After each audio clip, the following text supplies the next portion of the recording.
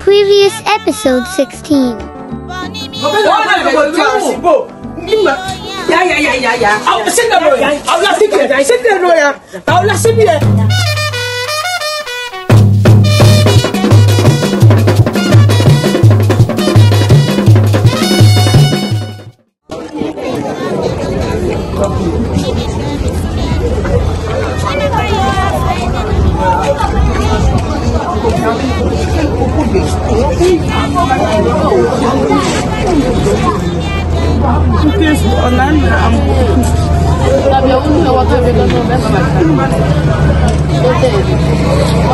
Nijani Mother,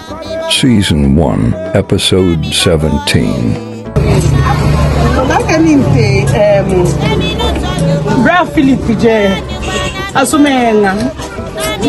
yanga ibo Philip yanga mina le gomo pa bene fene go wata abele mpe o mina le abele mpe sa ne kono ne fe shi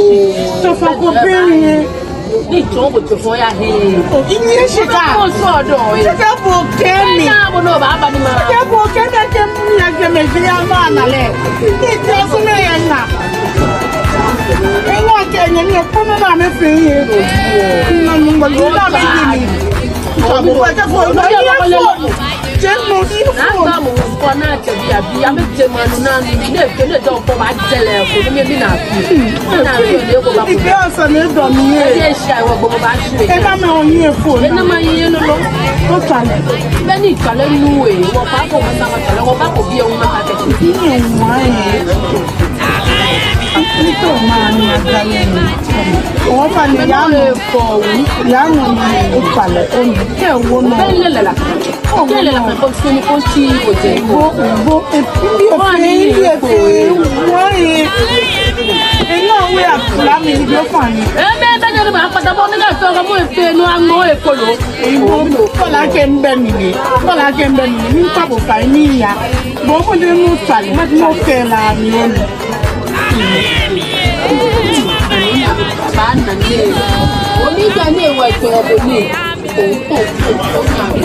don't be touched. yo ya la wo je na wala ni ba ni ni ba ta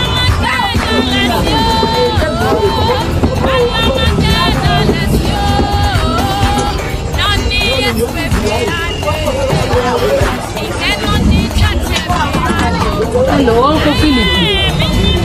Philip ofa ne ya ishiba mi sele ko bia ne no ne ba ni no matani bi achele o ama na bo mi pa ko pai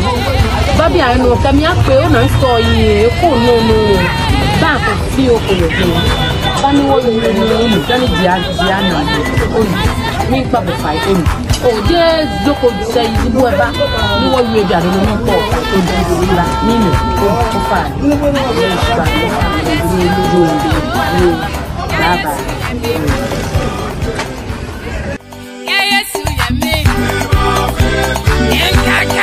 Watch out for Episode 18.